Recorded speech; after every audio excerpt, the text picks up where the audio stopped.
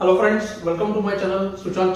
Today we are at the next topic, that is all about exchanging, and we are at the ninth position of our topic. We have got a very famous example here, and we are basically trying to see when and how the exchanges occur. This was the position here. Black had played the move rook c4 here. White saw that the rook is trying to become active from the fourth rank, so he offered the exchange of rook with the move rook c1. Idea is simple: if rook h4, then rook c7 check would be very good for white. So the question is whether black should go for this exchange, how he should decide whether he should go for the exchange or not. There are a few factors which help us decide. We have seen we exchange when we are ahead in material.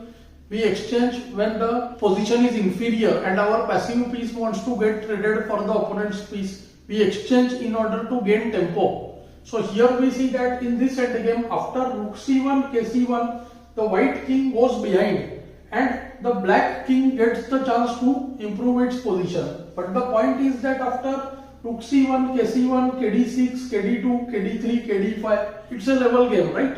But this is where the skill of very strong endgame experts, like here this is the example of Akiva Rubinstein. He was considered one of the best rook endgame players. For such players, it's very easy to understand whether we should go into this endgame. Some players rely on heavy calculation, like here after rook c1, kc1, kf6, they see kd2, kg5, ke2, kh4, kf1, kh3, kg1. At least they will see till here, and then see that these doubled pawns are weak in this case. There is a typical problem with doubled pawns. Beginners, when they just see the double pawns, they say, oh, it's bad, double pawn is a problem. But they don't know what is actually a problem with the double pawn, when the weakness of double pawn can be really exploited. What are the problems basically? So if we look at a double pawn, there are a few problems with them. They are not always bad. First of all, see, the double pawns can allow controlling of many squares. See here, you see g4, f4, e4, d4, all the squares are covered by these doubled pawns.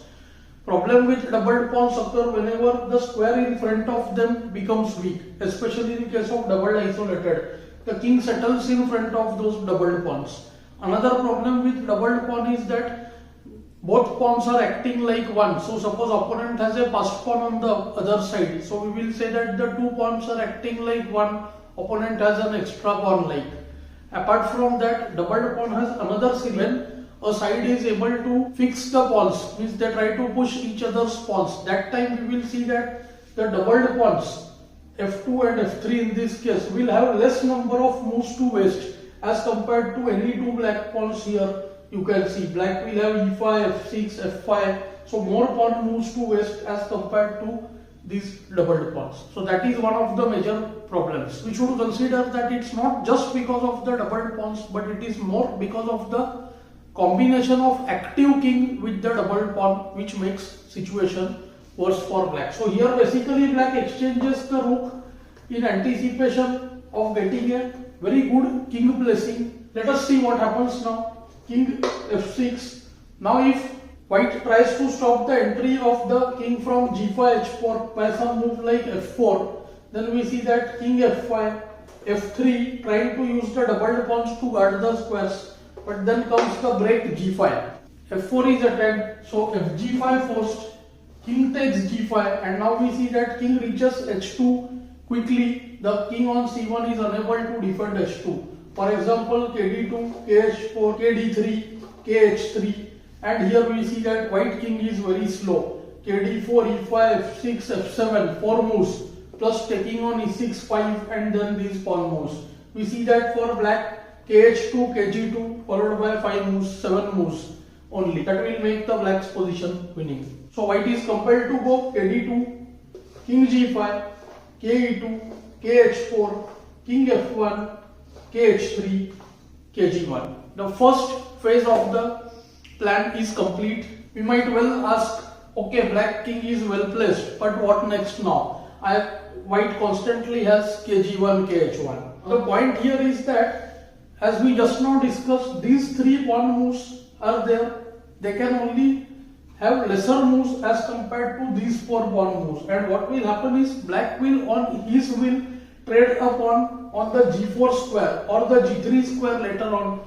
when after the trade the king will be on g3 and the black king will be better than the white king which is on h1. So this king will move towards the queen side and grab the pawn later on. Like black goes with the very strong move b5 here, fixing the b pawn, and at every moment later on black will have this extra pawn move on the queen side even after trading pawns here on the king side. So this pawn move is very important to gain the opposition at the end. So these are the, we can say, some of the fine points to understand these endgames, and repeated study of these kind of endgames enrich our game. When we study them, let's say now, then after 3 more months again, then again after 3 more months, our understanding is more and we learn every time something new from these positions. In the game, black didn't want white to play the move f4 first, so he went with the move e5 first, stopping f4. Now f4 allows ef kg4 and the f1 would be lost.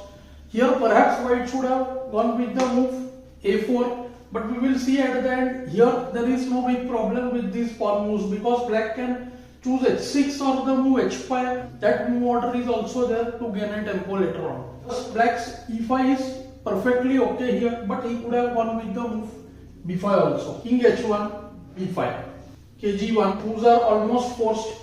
If instantly e4, then we see that black has g5, kg1, g4, fg, kg4, kg2, king f4, f3. We see that black can go with the move ke3 here, which might give him a winning position. Also he can waste moves on the king side first. Let's say h5, h4, and now he can go with the move king e3, which is even safer. For instance, let's say f6, kf2. This is the typical position we are aiming at. And now see a6, typical way to spend the tempo. Now king e2 allows kg3, kg2 allows ke3, and we see that sooner or later white will be in zugzwang. Let's say ke3. Here black can do ke2 also, and he can just do kd3 because after f4 he will do nothing. He can just take e4 and win the game. Also he could have just gone to the queen side because fe, after which the white king has no entry. So it's easily winning for black.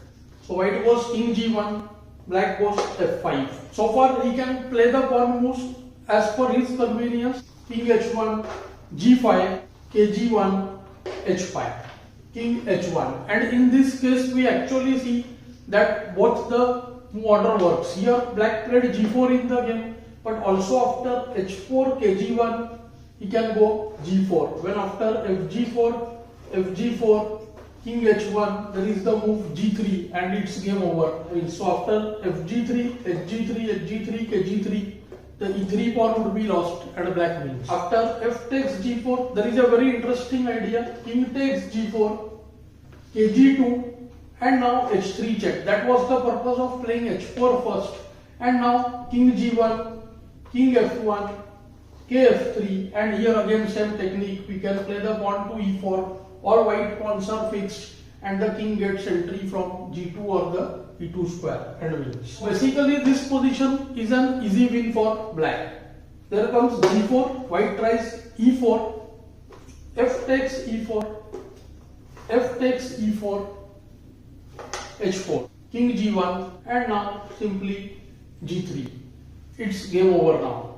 If f3 is played, then just hg2 check, king h1, king g3, and king collects all these pawns on the center and the e pawn wins. So h takes g3, h takes g3. White chose to resign here.